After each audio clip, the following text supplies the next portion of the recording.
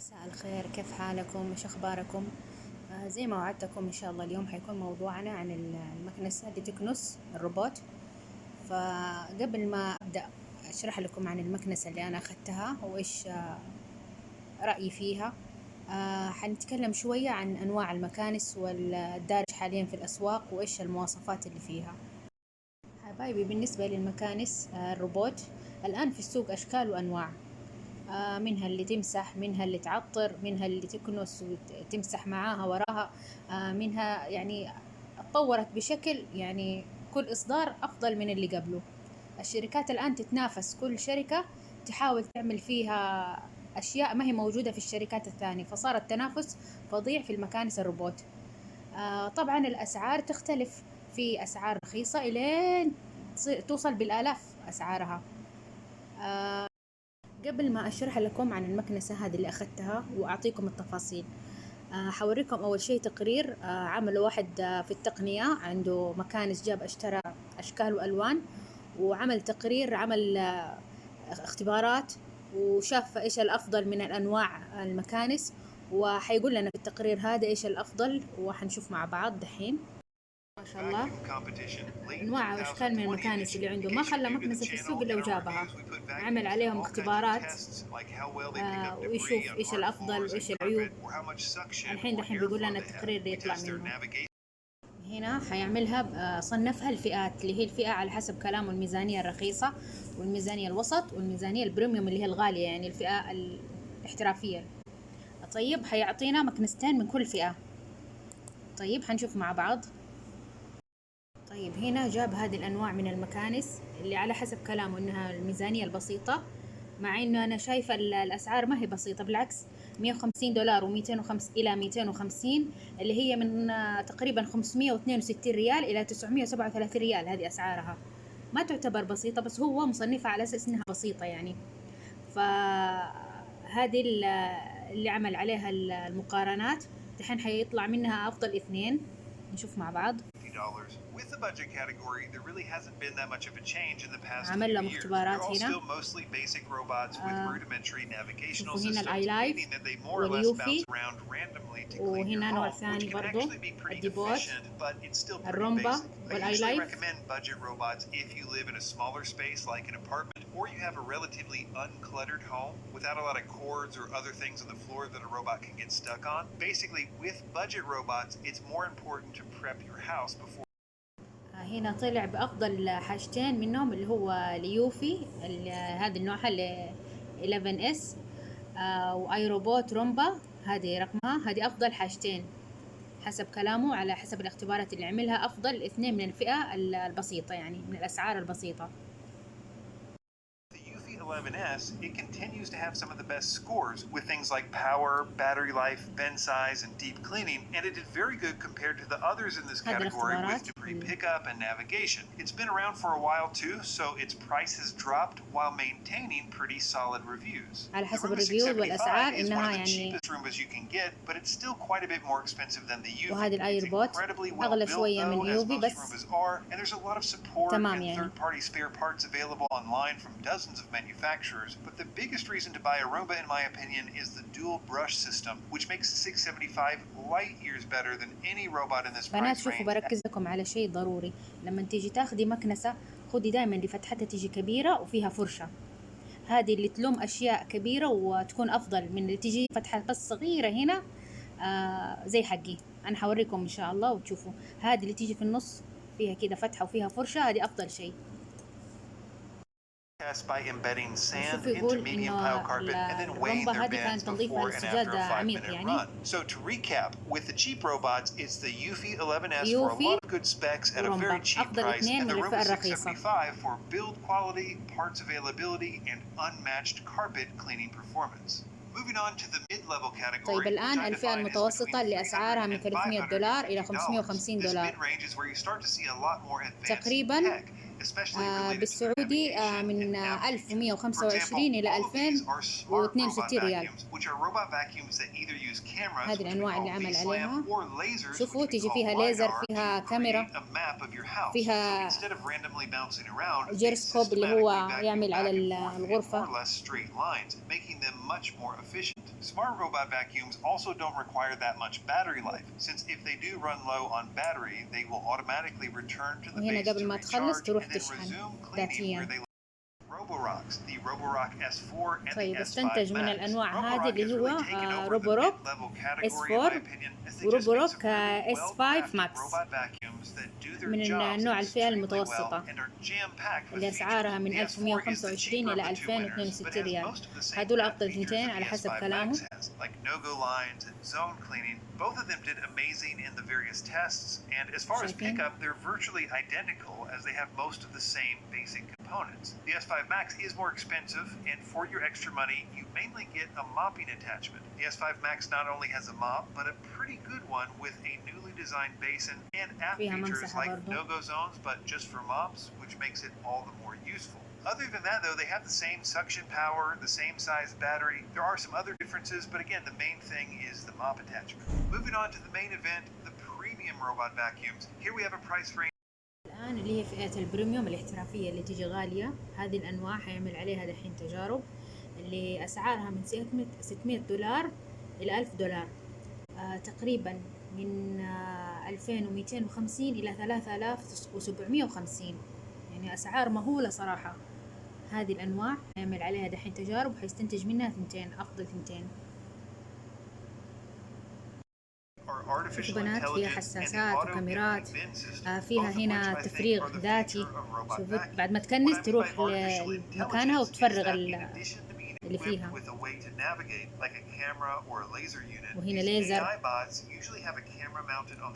تمشي على المكان وخلاص ما ترجع المكان عليه تاني، خلاص تعرف تعمل زي المسح. بشوفوا ما تصقع في الأشياء، كمان في أسلاك، يعني احترافية جدا. شوفوا حتى الشراب، شوفوا مشيت من حوالينه. وهنا بعد ما تخلص تروح تفرغ اللي كنسته في السلة هذه. برضو تشحن ذاتيا. I really love the idea of auto empty bins because in the various tests it just seems like the embodiment of the dream of robot vacuum. طيب من الفئة هذه الاحترافية ديبوت T8 ورومبا i7 Plus أفضل نوعين.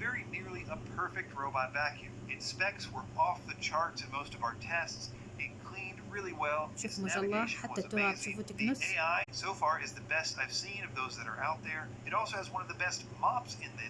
مع ممسحة. The Ecovacs T8 is the one my wife and I have been using in our house the last few months, and we literally just got the new auto empty bin system, which is sold separately. The jury's still out on the Ecovacs auto empty bin. I've only been using it for a day or so. You can see our review of. طيب الفرش تبع الفئة البريميوم، هذه الرومبا شايفين ما شاء الله كبير. وهنا برضو فيها فرشتين، مو واحدة، فرشتين تدور وتسحب الأشياء تلقطها، يعني ما شاء الله التنظيف حيكون روعة. هنا الثانية الديبوت برضو ما شاء الله. هنا المكان كبير اللي تشفط منها، وهنا فرشة برضو تدور. هنا يقول إن هي الرومبا i7 كان تنظيفها عميق للسجاد.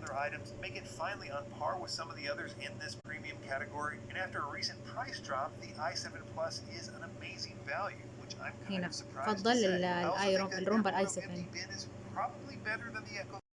طيب يا حبايبي، كده خلصنا التقرير، وريتكم إيش الأشكال والأنواع وإيش الأحسن. الآن نجي للأمورة الحلوة هذه. كانت تكلفتها مع الشحن ما يقارب 300 ريال. وجدت أنواع أخرى رخيصة كثير يعني، بس المواصفات مش ولا بد. كان يهمني أنا المواصفات في الفئة هذه خصوصا الرخيصة. أبغى يعني واحدة مواصفاتها تميل للفئة المتوسطة يعني في المواصفات. فأخذت هذه تقريبا كان قوة الشفط 2000. السعر كان برضو مناسب. البطارية برضو أخذتها يعني من الفئة الكويسة، يعني تطول شوية. ركزت كمان على أنواع الحركات اللي أثناء ما وهي شغالة تعملها، اللي هو حوريكم الآن الحركات اللي تعملها. تيجي معاها 3 حركات. تنظف أول شيء الأطراف وترجع تمشي على النص، وفي حركة ثالثة اللي هي من البداية كده تلف. حوريكم إن شاء الله هي الآن في الجوال. وكمان إنه يجي معاها تطبيق للجوال تتحكمي فيها، تلفيها زي ما تبغي، تخليها تعيد على المكان اللي تبغي تعيد. فهذا اللي عجبني كمان، إنه من الفئة الرخيصة ومعاها برضو تطبيق للجوال. نادرا ما تلاقي واحدة بهذه المواصفات. هنا يا بنات شايفين المواصفات. هذا آخر إصدار مطور اللي هو 2000 بي اي. هو طبعا مو 2000 واط، لا مو زي المكانس الكبيرة، لا هذه يعني وحدة خاصة بالمكانس الروبوت 2000 بي اي. طبعا الباقين كانت أقل، كان ألاقي 1600 1800. هذه حبيتها 2000، حسيت إنها يعني حتكون أفضل في الشفط. إيش كمان مواصفات في نفسها بس 1800، وفي نفسها برضو نوع ثاني كان هذا آخر إصدار منها اللي هو المطور. هنا البطارية 1500 ملي أمبير. وقت العمل تشتغل تقريبا ساعة متواصلة. الشحن 150 دقيقة، يعني ساعة ونص.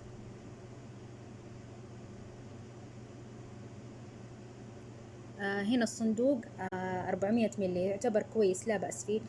في أنواع ثانية هتلاقوها كمان الصندوق 200 ملي 300 ملي، هتكون مرة صغير، فهذا يعتبر جيد لا بأس فيه الصندوق حقت الغبار. تركزوا وانتم بتاخدوا أي مكنسة روبوت إنها بتمشي بنظام المسح زي كده، تمشي على الغرفة مسح، هذه تكون تنظيف أكتر. شايفين هذا الحين أغلبهم صاروا يعملوا الحركة هذه. وفي كمان اللي هو النظام هذا برضو اللي يجي يمسك لك على الأطراف، بس تمشي على الأطراف أول شيء، تبدأ تنظف الأطراف وبعدين حترجع في النص تعمل زي المسح. هذه تضمن إنها تمشي على الغرفة كاملة. وفي برضو في حركة ثالثة هذه برضو يعني تمشي من النص وتبدأ تمشي بالترتيب كده على الغرفة كاملة. هذه الحركات العشوائية أغلب المكانس تيجي فيها الحركات العشوائية، بس الأغلبية يقولوا مو حلو المود هذا، لا تختاروا في التنظيف. يسيب أماكن وأماكن ينظفها، فالأفضل اللي هي هذه. لما تختاري مكنسة تكون فيها نظام المسح، هذه اللي زي كده تمشي على الغرفة كاملة. وهنا التوضيح أكتر، تعمل مسح على الغرفة كده كده كده من الجدار للجدار، يعني تمشي لين تصقع في الجدار وترجع، لين تضرب في الجدار الثاني وترجع تعمل الحركة نفسها، حتمسح الغرفة مسح شامل، تضمن إنها نظفت يعني. وهنا يقول لك اختاري، يعني لما تختاري المكنسة الروبوت، شوفي هنا القوة تبعها، شوفوا هنا واضحة. اللي تجي 400 بي اي، هذه برضو للغبار، الأشياء البسيطة، الشعر 800. كل ما زاد الرقم حقتها البي اي كل ما كان شفطها أقوى. هنا شوفوا 1600 بي اي، يعني تقريبا حبيبات الأرز تشفط. فال2000 حتكون أفضل، وفي 3000، وفي وصلت لين ما شاء الله 5000 برضو. بس طبعا حتكون غالية، كل ما زاد الشفط حقتها كل ما زاد سعرها. هنا في شيء مهم تركزي عليه قبل ما تاخدي برضو المكنسة.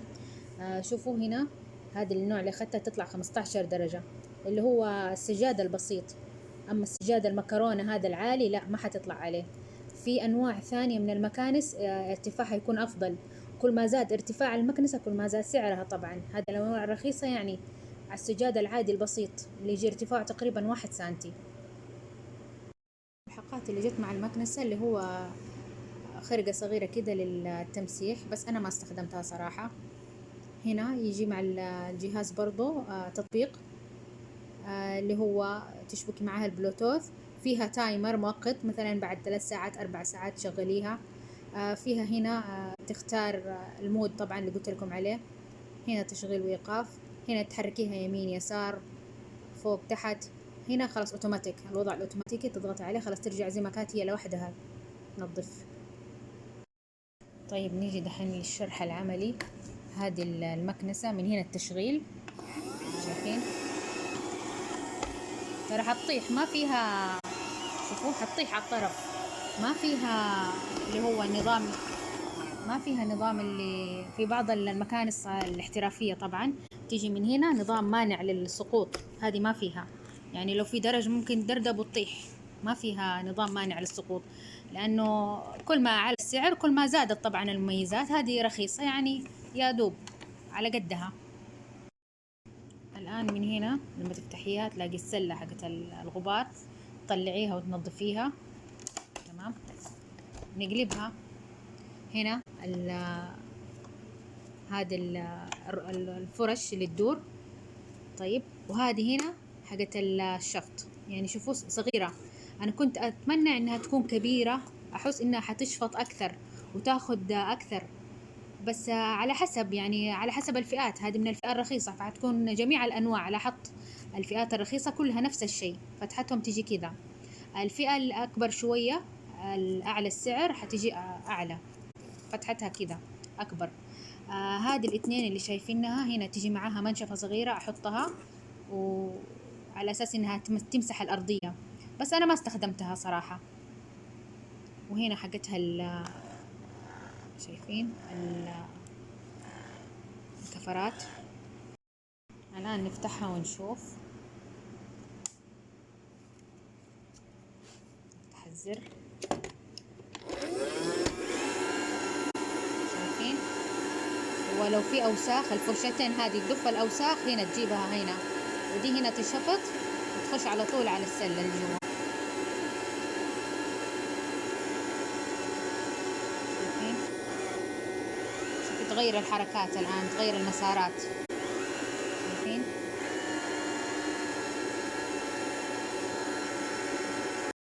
حاليا نجربها تطبيق عملي. حجربها في غرفة ولدي، حناثر في الأرض كورن فليكس وشوية أرز، وحشوف كيف تشفط أو لا. نسوي اختبار دحين وأوريكم. شوفوا هنا كمية الغبار والشعر تحت الكنبة. الحين برجع الكنبة زي ما هي، وحخلي المكنسة تمشي تحت الكنبة أشوف تنظف ولا لا. نبدأ الاختبار. بسم الله. شوفوا هنا حطيت شوية كورن فليكس ورز وفلين، ناظرته هنا، وحنبدأ. بسم الله الرحمن الرحيم.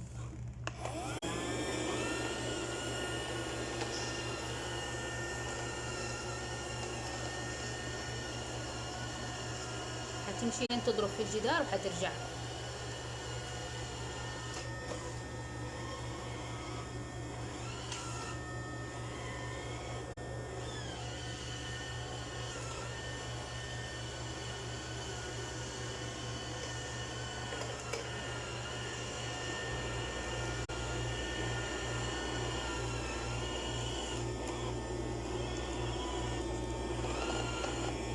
تمشي شوية وحترجع. شوفوا عشان ضربت في رجلي الآن لفت.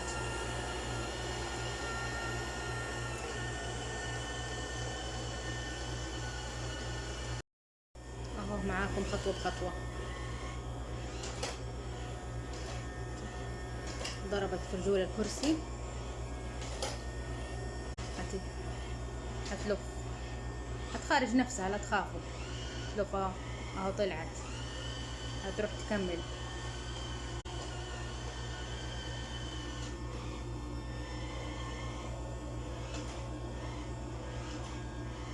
راحت تحت الطاولة وضربت في الجدار وحتلف.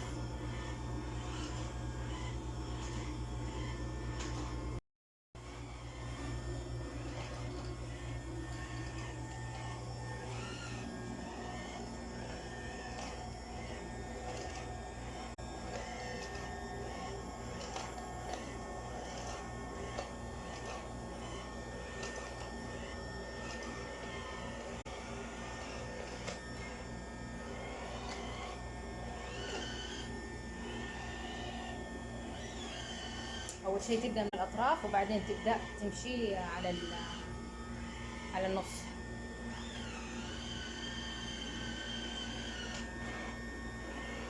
الحين ضربت في السرير وترجع تمشي.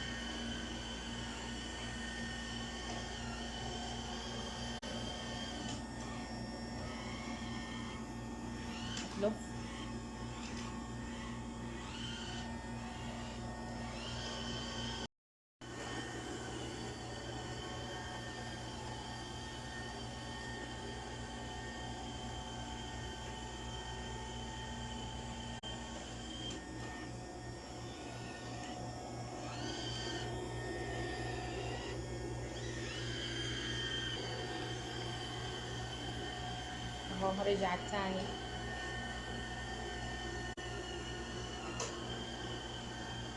وتضرب في الكرسي حق المكتب.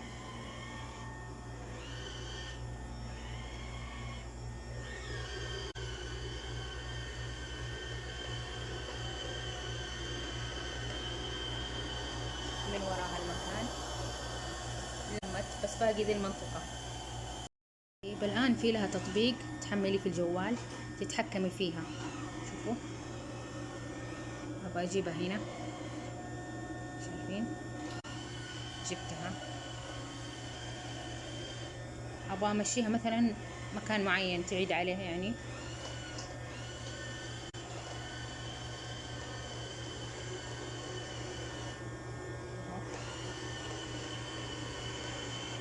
أنا أبغاها تقعد هنا تنظفها، خليها تروح وتيجي.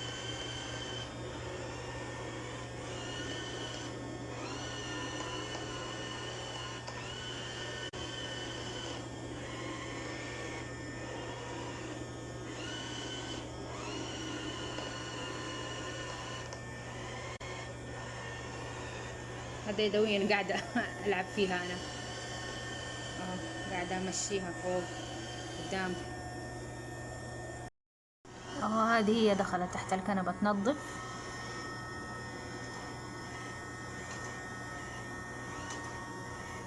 عند الجدار حاليا تضرب فيه.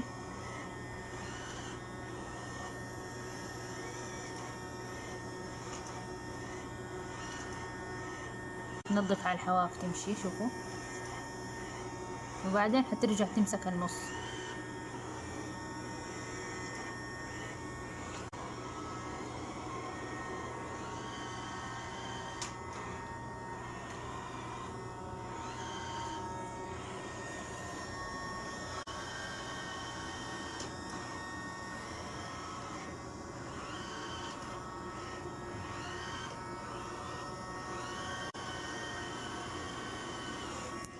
خرجت.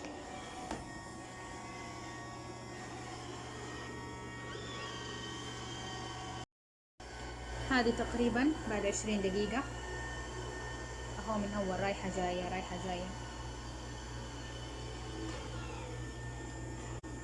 هخليها يعني تنظف لين ما توقف من نفسها.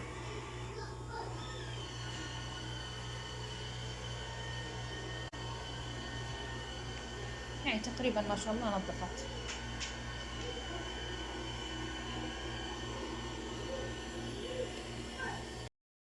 الآن لها نص ساعة أو أكثر وهي رايحة جاية برضو تنظف، والنتيجة ما شاء الله لا بأس فيها.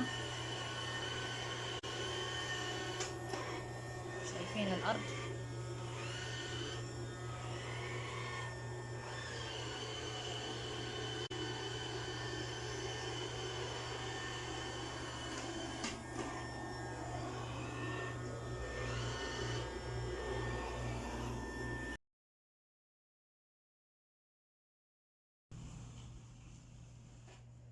سحبت الكنبة، هذا تحت الكنبة ما شاء الله نظفته. أول شفتوا كيف كان غبار وشعر، أهو نظفت.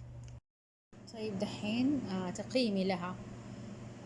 بصراحة يعني على قد سعرها إنها رخيصة لا بأس فيها، يعني قامت بأدائها إنها نظفت. التنظيف شوفوا أهم شيء، يعني بقول لكم بكل صراحة لا تعتمدي عليها بالتنظيف، هي تنظيف ثانوي فقط. يعني انت دحين الآن مثلا أكلتوا فتتوا مثلا بعد ما شليت السفرة بقيت فتافيت أشياء بسيطة، فبتنظف بتشيل الأشياء البسيطة. أما إنك تعتمدي عليها للتنظيف رئيسي لا، ما تعتمد عليها للتنظيف الرئيسي. طيب السؤال الآن، هذه الأجهزة هل هي عملية أو لا؟ والله أنا رأيي يعني إنها لا بأس فيها، تقوم بالأداء. أنا ما عندي اليوفي عشان أقول لكم يعني إنها زيها ولا لا، ما أعرف، ما جربتها صراحة. بس في واحدة من الأخوات أرسلت لي تقرير عنها وشفتها في الصور ما شاء الله يعني كويسة وأسرع، تمشي سريعة. فما أعرف يعني كم تاخذ، برضو وقت طويل أو وقت زي هذه 20 دقيقة تقريبا عاد خلصت الغرفة. ما أعرف، أنا هو على حسب يعني الموجود عندي. وريتكم التقرير هذا، وريتكم أدائها. يا ريت اللي عندها أجهزة زيها ترسل لي تقرير عنها وتقول لي كيف تنظف. لا ممكن لو توريني كيف تنثر على الأكل على الغرفة، وتوريني كيف تنظف، كم تاخذ وقت، يا ريت. طيب السؤال برضو إنه لو يعني يرجع فيني الزمن أخذها أو لا، هاخد الأجهزة اللي زي كذا، بس هاخد المطورة، الإصدار الأفضل يعني. هاخد اللي فيها جيرسكوب، اللي تعمل على الغرفة، تعمل مسح خلاص وتحفظ أماكن الأثاث. هاخد اللي يعني فيها مطور أكثر، اللي فيها نظام كاميرا ما تصقع في الأشياء. يعني المطورة أفضل، كل ما كانت فئة مطورة كان أكيد أداها أفضل. والله شفت واحدة من الأجهزة يعني تعمل للبيت مسح شامل، تحفظ أماكن الغرف، وما شاء الله تبارك الله، يعني تنظف الغرفة وترجع تخرج تروح الغرفة الثانية وتنظفها، وترجع تروح الصالة تنظف ما شاء الله، وترجع كل ما عبت راحت للبرميل، سوت إفراغ، اللي هو إذا شفتوا الأجهزة هذه اللي فيها برميل إفراغ، تفرغ وترجع ما شاء الله تبارك الله، عملت مسح شامل وتنظيف للبيت كامل. فهذه الأنواع اللي أنا نفسي فيها إن شاء الله مستقبلا بإذن واحد أحد أجربها وأعطيكم رأيي فيها. حبايبي، في أختين جزاهم الله خير أرسلوا لي تقرير عن مكنسة اليوفي. دحين أنا بنزل لكم إن شاء الله سنابات هنا، شوفوها بالتوفيق يا رب. عملت لكم الآن نموذج بسيط، حشغل لكم هي قدامكم تشوفوا كيف التكنيس. ويلا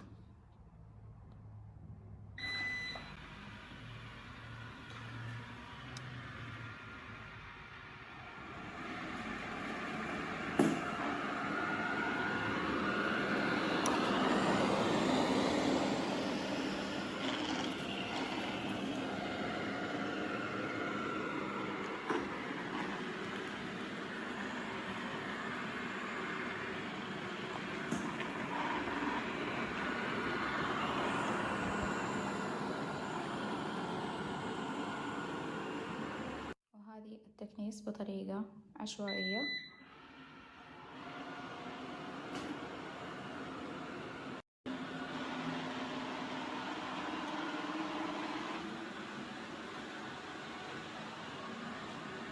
من المميزات الرهيبة في المكنسة إنها تدخل تحت الكنب، لكن يعني لازم يكون ارتفاع الكنب أعلى منها عشان تقدر تدخل تحت.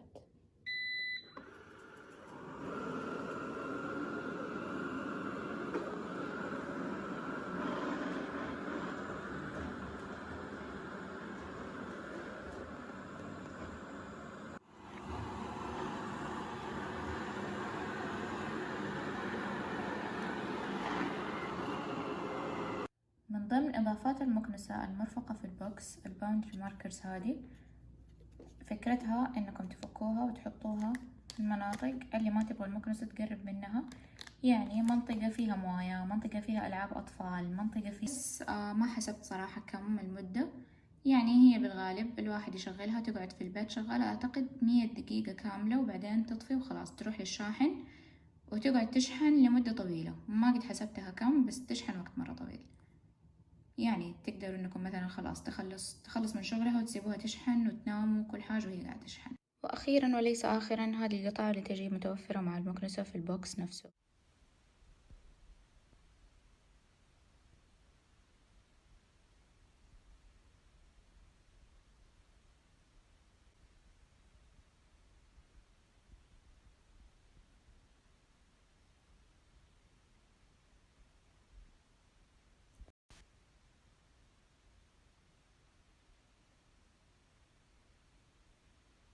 الحاوية حقت الكنيس. طيب ترجع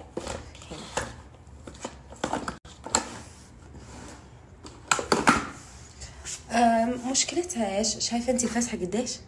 مرة صغيرة زي اللي انتي اشتكيتي منه. وهذه جاء معاها 2 ثانية، طبعا شفطها مو قوي، لكن ما تقصر. يعني تقدرين تقولين انها تنفع في المداخل، يعني زي